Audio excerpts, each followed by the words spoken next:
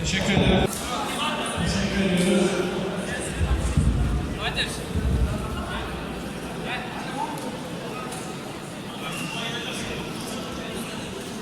Yıldızlar 52 kilogram madalya töreni. Birinci Ali Efe Tümenli. İkinci İlyas Eren Genç. Üçüncü İç Anadolu Bölge Antrenörleri'nde Sayın Murat Şüpheli arz ediyor.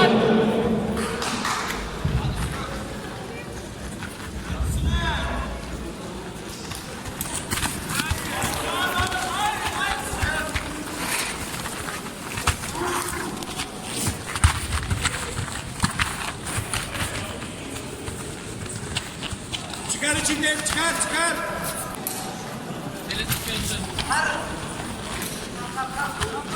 Uzaklaş değil. Teşekkür ediyoruz. Yıldızlar 52 kilogram madalya töreni. Birinci Kaan Güneş. İkinci Yusuf Taşdemir. Madalyalarını vermek üzere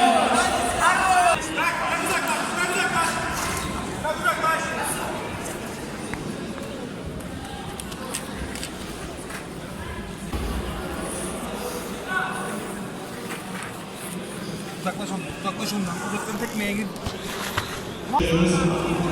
69 kilogram yıldızlar madalya töreni. Birinci A. Timur Boğuşlu. Çıkar kafayı. İkinci Muhammed Basil Tepçeli. Üçüncüsü Miran Musaççı. Üçüncü Yiğit Dağgül.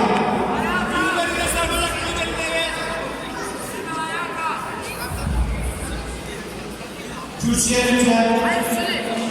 Muhammed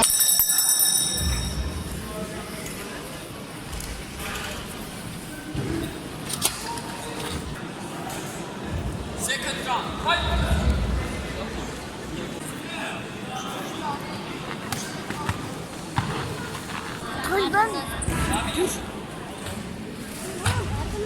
Sen çıkacaksın diyor. Çekiyorum bana. Ya bak şimdi. Ama abi ver. Abi versene.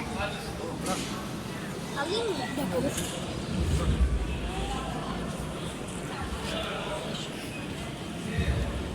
madalyalarını vermek üzere İç Anadolu Bölgesi sorumlumuz Sayın İsmail Topal'ı arz ediyorum. Minikler 47 kilogram